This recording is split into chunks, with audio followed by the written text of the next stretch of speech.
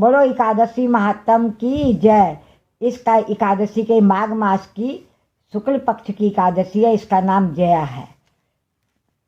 बोलो श्री कृष्ण भगवान की जय, लक्ष्मी नारायण की जय। श्री कृष्ण भगवान बोले, हे राजन, माघ मास के शुक्ल पक्ष की एकादशी का नाम जया है। इस एकादशी के व्रत से मनुष्य भूत प्रेत पिशाच आदि की योनि से छूट जाता है। अतः इस एकादशी के व्रत को विधि पूर्वक करना चाहिए। हे राजन, मैं एक पौराणिक कथा कहता हूँ, उसे सुनो। एक समय इंद्र स्वर्गलोक में राज्य करता था। वहाँ अमृत पार कर नंदन वन में अप्सराओं के साथ आनंद पूर्वक क्रीड़ा करता था। वह सविशेषता से अप्सराओं को नचाने लगा। उस जगह गंधर्व गान गा रहे थे। वहाँ गंधर्वों में प्रसिद्ध पुष्पदत्त तथा उसकी लड़की चित्रसेन की स्त्री मलिनी आदि सब थे। वहाँ मलिनी का लड़का पुष्पवान और माल्यवान था। उसने पुष्पावती नामक एक गंधर्व लड़की माल्यवान को देखकर उस पर मोहित हो गई और काम बाण से चलायमान होने लगी। उसने अपने सौंदर्य द्वारा माल्यवान को वश में कर लिया। हे राजश्री, वह वहाँ पुष्पवती अत्यंत सुंदर थी। उसके लक्षण अति सुंदर थे। उसकी ऐसी सुंदरता देखकर माल्यवान भी उसके ऊपर मोहित हो गया। अतः वे दोनों कामदेव के वश में हो गए। परंतु फिर भी इंद्र के बुलाने पर नाच गायन के लिए जाना पड़ा और अप्सराओं के साथ अपना गाना शुरू किया। यद्यपि वे नाच गा रहे थे, पर कामदेव के प्रभाव से उनका मन न लगा, अशुद्ध गाने लगे। उनके भाव भृंगियों को देखकर इंद्र इनके प्रेम को समझ लिया और श्राप दे दिया कि हे मेरी आज्ञा का उल्लंघन करने वाले मूर्खों, तुमने मेरा अपमान किया है, अतः तुमको धिक्कार है। इसलिए तुम स्त्री पुरुष के रूप में मृत्यु लोक में जाकर पिशाच का रूप धारण करो और अपना कर्मफल भोगो। इंद्र का वह श्राप सुनकर अत्यंत दुखी हुए और हिमालय पर पिशाच बन के दुखपूर्वक अपना जीवन व्यतीत करने लगे।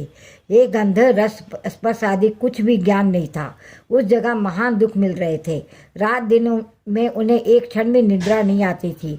उस स्थान का अत्यंत सर्दी थी, जिसके कारण के रोमांच खड़े हो गए। एक दिन पिशाच ने अपनी स्त्री से कहा, ना मालूम हमने पिछले जन्म में कौन से पाप किए जिससे हमें इतनी दुखदाई या पिशाच योनि प्राप्त हुआ। पिशाच योनि से नरक के दुख सहना उत्तम है। उसी तरह अनेक विचार करते जीवन बिताने लगे। देव योग से एक दिन माघ मास के शुक्ला पक्षी की जया नाम एकादशी आई। उस दिन उन्होंने कुछ भी भोजन नहीं किया और ना कोई पाप कर्म ही किया। उस दिन फल फूल खाकर दिन व्यतीत किया और महान दुख के साथ पीपल के पेड़ के नीचे बैठ गए। उस समय सूर्य नारायण अस्ताचल को जा रहे थे। वहाँ रात्रि इन दोनों ने एक दूसरे से सटकर बड़ी कठिनाई से काटी। दूसरे दिन सुबह होते ही भगवान के प्रभाव से उनकी पिशाच देह छूट गई और अति सुंदर देह धारण कर तथा सुंदर वस्त्राभूषण से अलंकृत होकर स्वर्गलोक को चले गए। उस समय आकाश में देवतागण तथा गंधर्व उनकी स्तुति करने लगे। नागलोक में जाकर उन दोनों ने देवराज इंद्र को प्रणाम किया। इंद्र को भी इनका अपने प्रथम रूप में देखकर महान आश्चर्य हुआ और उनसे पूछने लगे कि तुमने अपने पिशाच देह से किस प्रकार छुटकारा पाया, तो सब कहो। इस पर माल्यवान बोले, हे देवेंद्र, भगवान विष्णु के प्रभाव तथा जया एकादशी के व्रत के पुण्य से मेरी पिशाच योनि छूटी है। इंद्र बोले, हे माल्यवान, एकादशी व्रत करने से तथा विष्णु के प्रभाव से तुम पिशाच देह छोड़कर पवित्र हो गए हो। हम लोगों के भी वंदनीय हो गए हो, क्योंकि शिव तथा विष्णु भक्त हम लोगों के वंदना करने योग्य है।